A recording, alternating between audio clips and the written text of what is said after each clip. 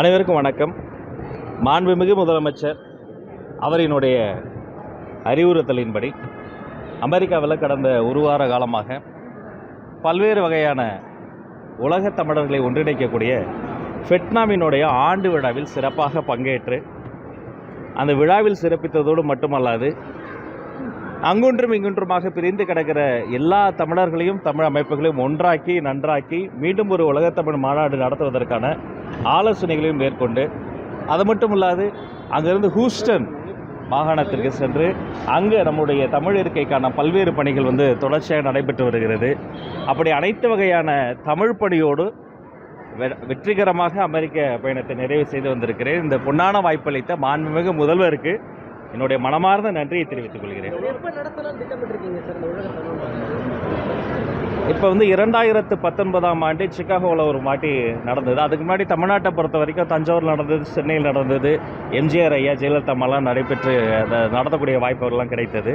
இந்த மாநாட்டை பொறுத்த வரைக்கும் முன் எப்போதும் இல்லாத அளவிற்கு அனைவரும் இன்க்ளூசிவாக எல்லா உலக தமிழர்களையும் இணைக்கின்ற வகையில் அதே மாதிரி அடுத்த தலைமுறையும் அடுத்து நம்மளுடைய இலக்குகள் அடுத்த தலைமுறையும் இது வாஞ்சையோடு அணைக்கக்கூடிய வகையில் செயல்படும். அப்போ பல்வேறு கட்டையான பணிகள் இருக்குது. இப்போ தான் ஆரம்ப பணிகள் தொடங்கியிருக்கு. அடுத்த ஆலோசனை பணி இருக்குது. ஆரம்ப பணிக்கு அடுத்து ஆலோசனை பணிக்கு அடுத்து ஆராய்ச்சி பணிக்கு அடுத்து களப்பணி இருக்கிறது. அப்போது மாண்புமிகு முதல்வரோடு கலந்து பேசி சொல்கிறேன். ஒரு காலேஜ் மிகவும் ஒரு பிரச்சனையாக இருக்குது. அதே மாதிரி தொடர்ச்சியாக இது போன்ற காவல்காரர்கள் அரசு அலுவலர்கள் இந்த மாதிரி பள்ளிகள் ரீல்ஸ் ஏற்றுக்கொள்ளா இருக்குது. இது குறித்து நீங்கள் எப்படி பார்க்குறீங்க? அதாவது ஆய்வு பணிகிறது காலங்காலமாக நடைபெறுவது தான். அது ஒவ்வொரு அமைச்சரும் ஒவ்வொரு சட்டமன்ற உறுப்பினரும் சம்பந்தப்பட்ட அவர்களினுடைய தொகுதியில் இருக்கக்கூடிய பல்வேறு வகையான இடங்களுக்கும் சென்று ஆய்வு செய்வது என்பது ஒரு மரபு தான். சம்மந்தப்பட்ட நிகழ்வில் கூட நான் அமெரிக்காவில் இருந்து கூட அது குறித்து விசாரித்த போது மாண்புமிகு அமைச்சர் அவங்க எதுவுமே எடுக்கலை. காணொலியோ கேட்பொலியோ மாண்புமிகு அமைச்சர் அந்த அம்மா எதுவுமே எடுக்கலை. சொல்லப்போனால் அவங்களே தமிழ் வழி கல்வியில் படித்த ஒரு சகோதரி தான். ஒரு மாற்றுத்திறனாளியினுடைய மகளாக பிறந்து தமிழ் வழி கல்வியில் பிறந்து இன்று ஆங்கிலத்தில் நன்றாக பேசக்கூடிய ஒரு தனித்திறமை வளர்த்து கொண்ட ஒரு அரசியல் ஆளுமை தான். அதனால் இது அங்கிருந்து மற்ற ஊடகங்கள் எடுத்த காணொலிகள் அதன் பிறகு தொடர்ச்சியாக அது சர்ச்சையாக மாறியது. மற்றபடி இந்த ஆய்வுகள் என்பது அது ஒரு மரபு தான். அதை யாரும் தவறாக எடுத்துக்கொள்ளக்கூடாது.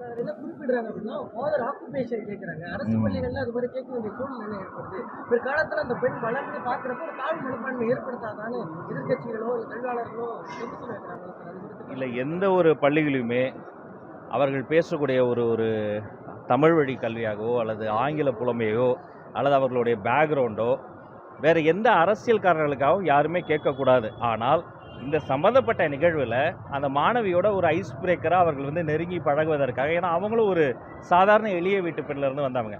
அந்த பெண்மணியை பார்த்தபோது, அந்த மாணவியை பார்த்தபோது அமைச்சருக்கும் தன்னை போல் ஒருத்தையை பார்த்ததால ஒரு அக்கா ஸ்தானத்தில் தான் அதை அவங்க பேசுகிறாங்க. அதான் அதை யாரும் அதை தவற எடுத்துக்குவாங்க. தமிழக வெற்றி கழகம் அரசியலுக்கு தொடர்ச்சியாக திமுக மேலே வைத்திருக்கிறது என்னன்னா, அதாவது எல்லைக்கு சரியில்லை, நகர் சரியில்லை, பெண்களுக்கு பாதுகாப்பு என்ற மாதிரி விஷயங்கள் குறிப்பிட்டீங்க.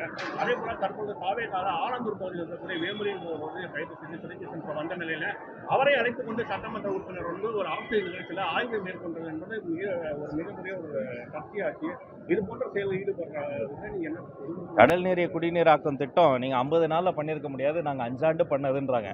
தமிழ்நாட்டில் சட்டம் ஒழுங்கு சீர்கெட்டு இருப்பதும் 50 நாளில் பண்ணியிருக்க முடியாது, அவங்க 5 ஆண்டில் பண்ணதோடைய விளைவை தான் இப்போ நம்ம சந்திச்சுட்டு இருக்கோம். தெருவெல்லாம் போதைப் பொருள் புழக்கம் அதிகமாக இருந்ததோடைய வெளிப்பாடு தான் இது. ஆக இந்த சட்டம் ஒழுங்கு சீர்திருத்தம் என்பது தொடர்ச்சியாக நடைபெறுது. சட்டமன்றத்திலே அதை குறித்து விரிவாக பேசியிருக்கிறேன். சிங்கப்பெண் திட்டம் உருவாக்கப்பட்டதாக இருக்கட்டும், தொடர்ச்சியாக சீரியல் அஃபெண்டர்ஸ் அரசு செய்யப்பட்டதாக இருக்கட்டும், இது ஒரே நாளில் எல்லாமே சரி பண்ண முடியாது. ஆனால் ஒரு நாள் இது எல்லாமே சரி செய்யப்படும். இதனுடைய பிரச்சனைகளினுடைய தாய்மொழியாக இருக்கக்கூடிய போதை கலாச்சாரத்தை அழிச்சுக்கிட்டு இருக்கிறோம். அதான் அந்த மாதிரி அது அவராக வலிந்து அந்த கூட ஒரு சிறப்பு விருந்தினராக அவரை அழைச்சிட்டு போல அந்த சம்மந்தப்பட்ட இடத்துல எல்லாருமே வராங்க. ஒரு அரசியல் தலைவர் இருக்கும்போது வர்றவங்களாம் ஃபோட்டோ எடுக்கும்போது யாரும் தடுக்கவும் முடியாது. இருந்தாலும் இது போன்ற விஷயங்களை இன்னும் கவனமாக இருக்க சொல்லிடுறேன். இல்லைப்பா, 3ஆம் வகுப்பு வரைக்கும் பாடத்திட்டத்தை மாற்றி இருக்கிறோம், பாட புத்தகத்தை மாற்றி இருக்கிறோம். டெக்ஸ்ட் புக்னு சொல்கிறோம்ல, it is no more text book.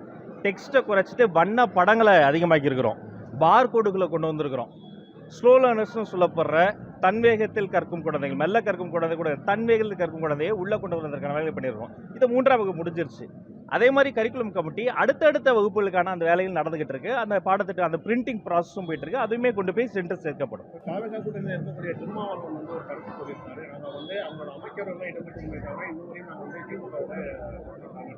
வரும்னு சொல்லியிருக்காங்க. ஆனால் இந்த விஷயம் வந்து தாவேகா தலைவர் விஜயை வந்து பாமக தலைவர் அன்புமணி ராமதாஸ் சந்தித்த பிறகு இந்த விஷயம் வந்து வருது.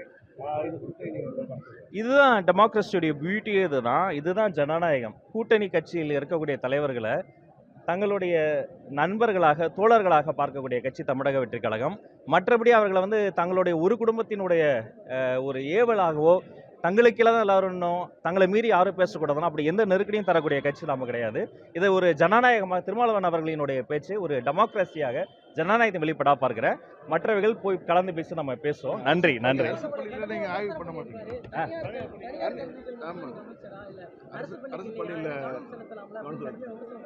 இல்ல தனியார் பள்ளிகள் ஒவ்வொரு சர்டிபிகேட்டுக்கும் 25 லட்சம் 40 லட்சம் காசு கொடுத்ததை தடுத்து ஊழலை 10,000 கோடி ஊழலை தடுத்ததை தனியார் பள்ளிகளுக்கான அனுகூலமாக பார்க்கக்கூடாது.